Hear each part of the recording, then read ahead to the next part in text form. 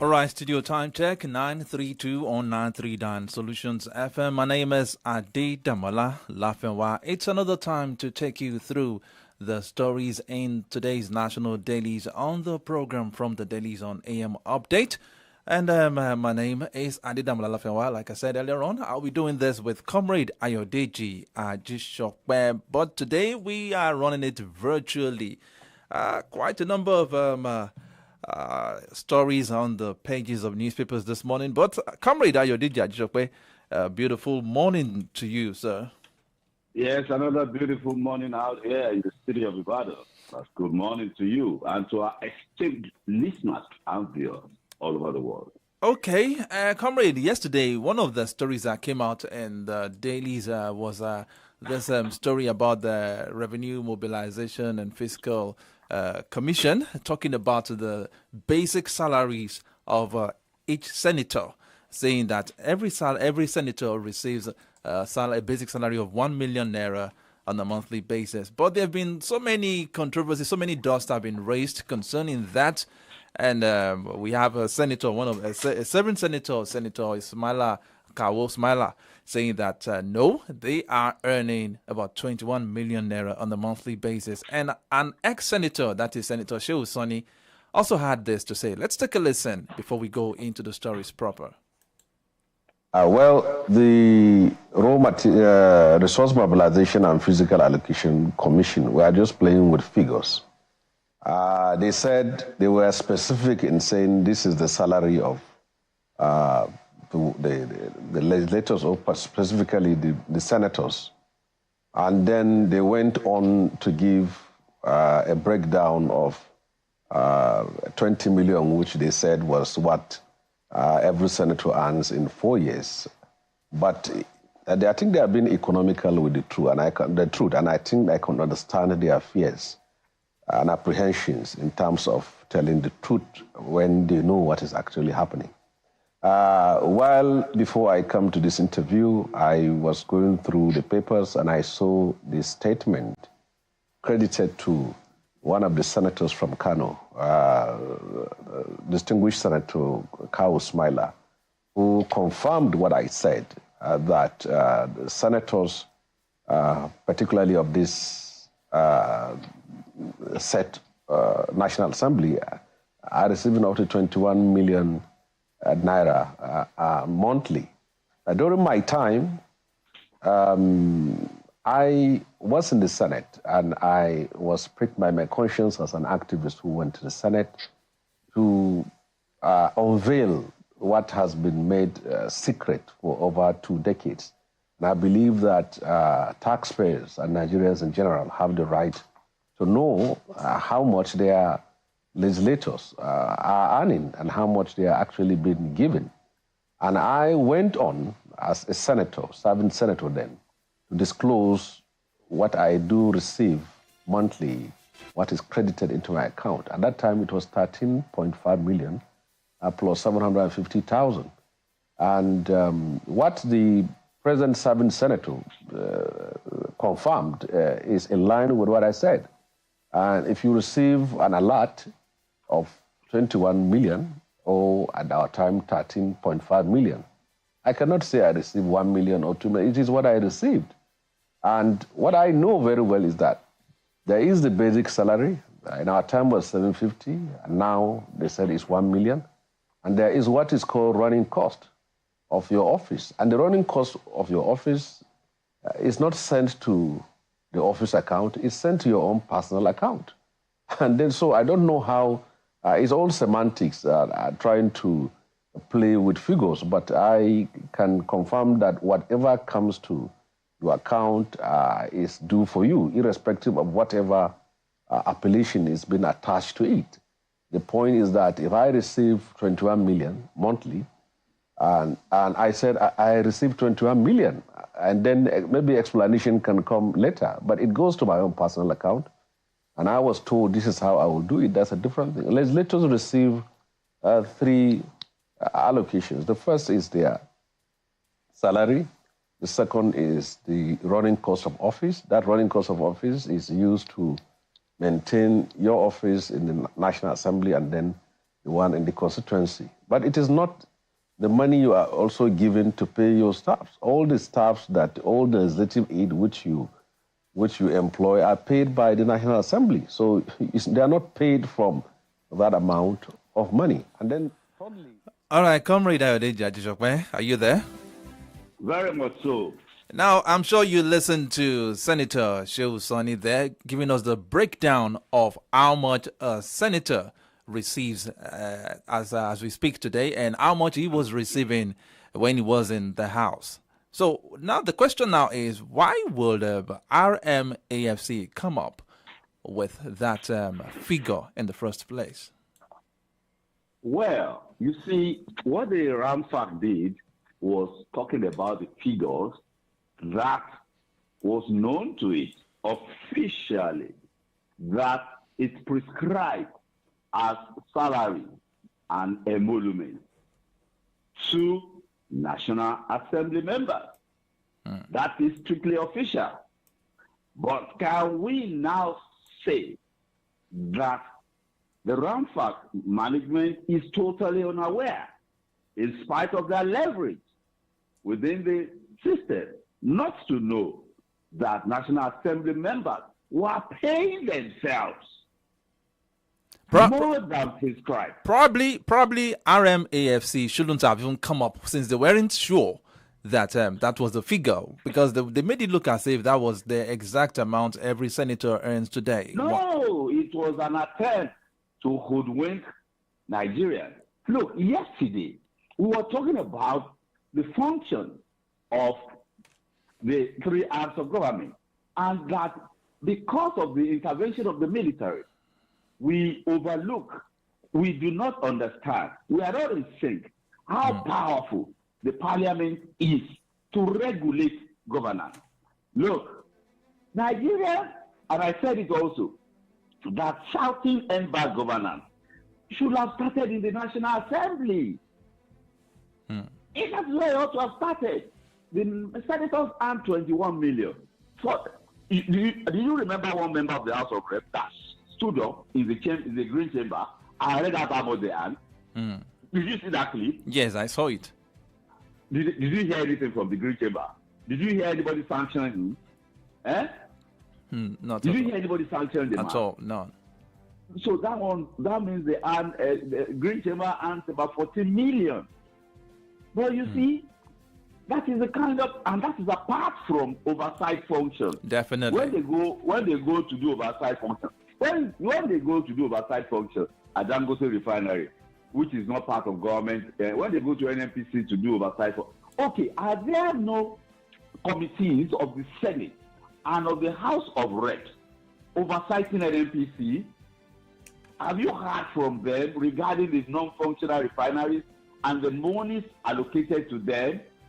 They have oversight functions over all of these resources because they are the ones that appropriate them, constitutionally empowered to do so, and constitutionally empowered to oversight the disbursement of those funds so appropriated by them.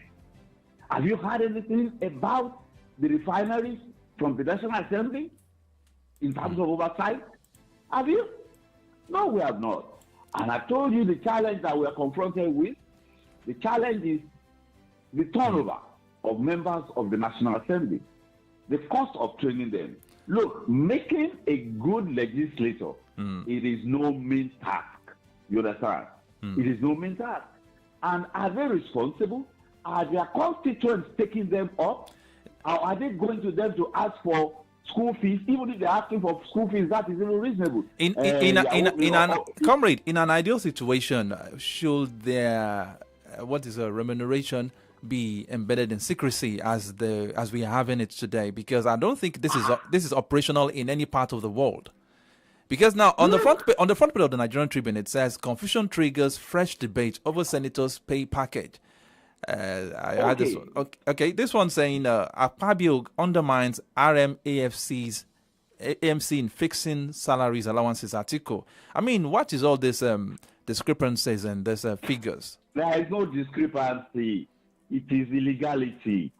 Let me now tell you, if the floor member listen carefully. If the floor member of the Senate earns 21, you can now add chairmanship of committees and vice chairmanship of committees too. That comes with its own allowances and official cards. Apart from those official cards that they were bought for them, chairmen of each committee have official cards. Know that. Apart from the SUVs that were bought for them, chairmen of committees have official cards. You know they were bought, what do they call this? They were bought Prado. The senators were bought Land Cruiser. Do you hear that? They were not bought Prados. They were bought full-blown Land Cruiser, not Land Cruiser Prado. And as chairman of committee, you have your official card. And then at another level of principal officers, that means the majority leader, the minority leader, the whip, all the principal officers. And then it depends on the committee you are chairing. If you are chairing finance and account, if you are chairing appropriation committee, if you are chairing upstream, if you are chairing defense, if you are chairing foreign affairs and all of that, those are the ones they call juicy committee. I don't know what kind of juice is secret. Now, those levels are even different.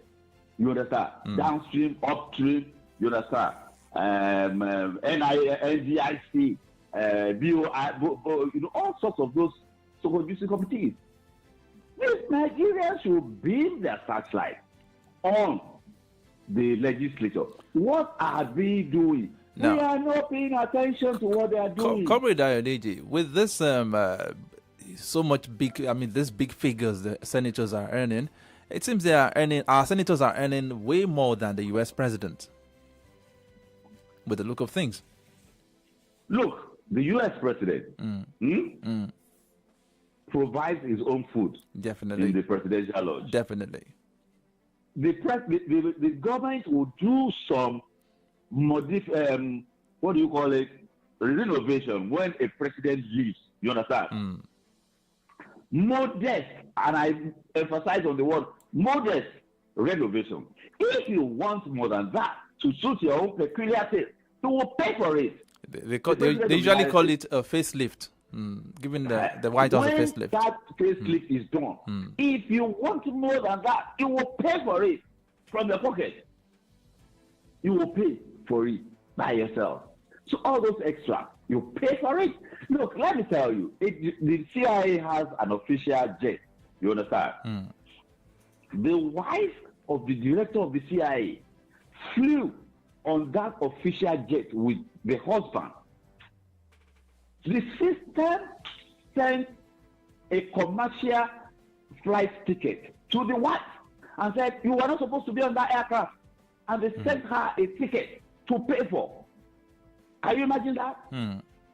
They checked the impress, the manifest, and saw that the wife of the director of CIA was on board.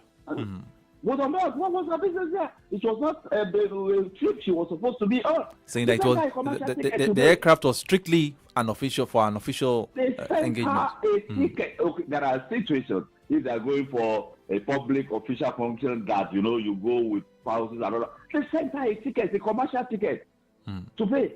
She wasn't supposed to be. So this, when we're talking about systems functioning, you understand? These systems are faceless. They are dealing by the books. They are operating by the books. It took them years. So, Nigerian Senate President, I've just seen the book talking of the Senate President. I worked in the National Assembly. The Senate President, and I'm talking about Mebach. The Senate President writes in Mebach. The same thing the President of the Federal Republic writes. He has that Mebach, and he has a backup, of course, armored vehicles. He has a complement of details of the state security services, maybe about 6 or 8 of them, mobile police, all sorts of special police, all of that. All those Senate presidents. The Vice President of the United States is the Senate President. He presides over the Senate. But there is a presiding officer in the Senate. You understand?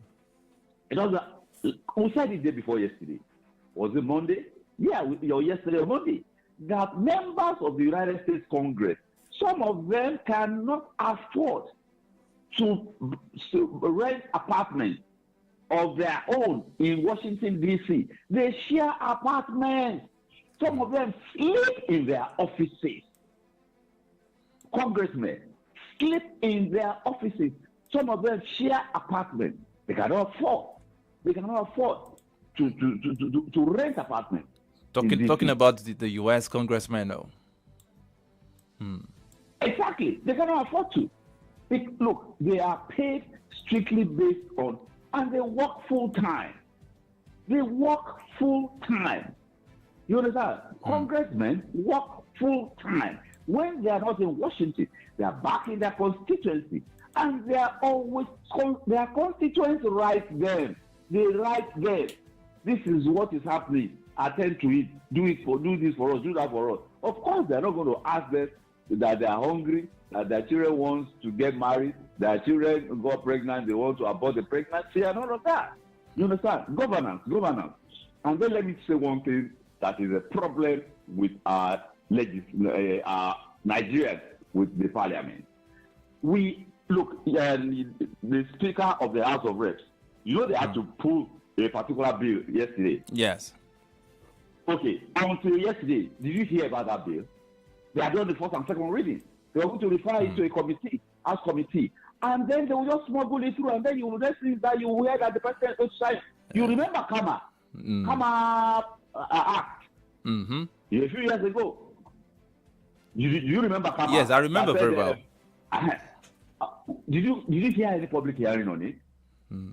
All these Nigerian Labour Congress, all vested interest in Nigeria, from the Pharmaceutical Society of Nigeria, the medical NME, all those that are in different sectors, and those who Manufacturers Association of Nigeria, Independent Petroleum Marketers, and all of that. They are supposed to have people in the National Assembly monitoring what is happening in committees that are relevant to them, knowing what they are up to, even before they take steps. You understand? Yes. That is the way it goes. Not that after they are going through the second, look, before they introduce it to the National Assembly, any bill, they have done their groundwork. When they mean they have done their groundwork, I want to party share. Definitely. They are just going to run it through the National Assembly. Look at the what do you call it? The national anthem, how it ran through, and it just like that. Was it subjected to any public debate? No, it was not. So all these big interest groups, you have what they call them lobbies, but their essential duty is to monitor what is happening into areas and committees that are relevant to your industry, so that they must not do something that is not in the interest of your group. You understand? All right, comrade, so because of our time, we have about 9 minutes or 8 minutes left on the program. Let's talk about some other stories. On the front page of the Guardian newspaper this morning, we have this one saying, we can no longer afford further hikes in interest rate. Manufacturers warn. Well, if you talk to Yemi Cardoso, you see, interest rate is the classic instrument that we all know is used to tame inflation. You know, not forgetting the fact that in this year alone, we've had about the interest rate being increased about not less than 3 times in this year alone. Now, why is it MFLA uses consistently and continuously? It did not produce the desired result. Why?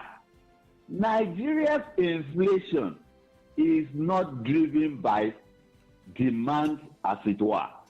You understand? Nigeria's inflation, demand, there are different types of demand. Demand by the populace, demand by a certain few. Okay, if the price of rice goes up now, it is the government that is driving up the price of rice. You say you are doing, what do you call it, palliative. You go into the market. They don't even go to the market.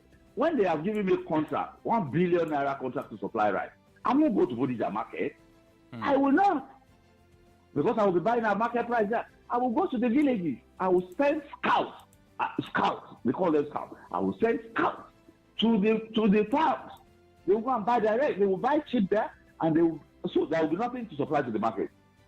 Is that not going to cause inflation? That's going to cause inflation. And then you are now applying the classic instrument of increasing interest rates to tame that kind of inflation, which is not the usual demand-driven inflation. It's going to fail. That is, look, the last resort that Emefiele did was the Naira redesign to put money back in the banking vault and control it. But because of dubious extraneous interest, we lost that opportunity. We lost it. But you see, we are all here in this space. I hope the president and those who know what to do will not open their eyes and let them drive Nigeria. Even the United States, as we speak, is going towards a recession. Yes, it's a global thing, no doubt about that. It is. Even the United States, as we speak, is moving. I was reading a report yesterday. People are no longer coming to restaurants. There is a report out. No, people are no longer coming to restaurants as they used to do normally. And then even when they come, they are picking the items they are eating. That means something is happening to their pocket. You understand? Yes. That is why they are responding like that. All right. There is an economic, because all these things put together, we should be mindful. Government is spending to reflate the economy. But you see, if you spend 3 million now in 2024 August, government does that. That means they are spending 1 million of 2023 January. So if you are saying we spend 5 million, you spend 6 million, you spend 2 million. So that is what we should understand. All right, comrade, as we wrap up this edition today, let's take this particular story. Pressure mounts on Tinubu to sack all sector chiefs. That story is found on page 5 of the Guardian newspaper as we wind down on the program today. When you sack them, you sack the chiefs, you sack the GMT, you sack the MDs of all the subsidiaries. They are merely heads of systems. You know, we keep talking about this. Embedded. Top to bottom, as Buhari would say. Embedded. Those people are, those below them will continue to serve the same interest. It is a system, and it's a system that has been infiltrated, a system and structures that have been compromised top to bottom. But something has to be done. Something has to be done, irrespective of our decay. Put an NPC on the exchange. Put an NPC on the exchange. Put it on the exchange. Look, I said it when this administration came in and they fired Emefiele, and people were saying, "Oh, what about an NPC?" I said, "Don't arouse ethnic tension. You understand? Don't inflame ethnic tension." How? They will say, you know us now. They will say that okay, the mere relocation of some offices to Lagos, offices that were supposed to function for Lagos, that the mere relocation of offices generated raised a lot of dust. Then I remember a lot of dust, ethnic dust. So look, don't cut the head. Take the body to the exchange. Why are you cutting the head? Take it to the exchange. When they get to the exchange, those who want to buy, it's bad before they buy. When you take it to the exchange, they will do due diligence. And those who will do due diligence know that they dare not do a shoddy job. Because the due diligence they do, they will present the report on the floor of the exchange. It is on the basis of that people will come and buy.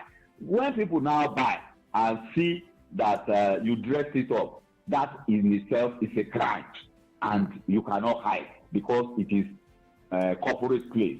If it were a public place, you can hide. But on a corporate level, you cannot hide. All right, comrade. Take it to the exchange. I know a lot of Nigerians won't be on the same page with you, with your view on this. Who will prove? NNPC is 50% owned by federal government, 50% owned by Ministry of Finance. Who owns NNP? Who owns Ministry of Finance? Who owns? And then you say they should probe. Who will set up the probe? Comrade, government will set up a probe to come and probe itself. Comrade, we'll talk more on this tomorrow on the program. We'll have more time to talk about this tomorrow. Yeah. All right. Thank you very much for being a part of the program today. Thank you very much. God bless you. All right. Wishing you a very wonderful day. Okay, that's the wrap for today. We'll be back again tomorrow for a fresh edition of From the Dailies on your Super Dial Solutions 93.7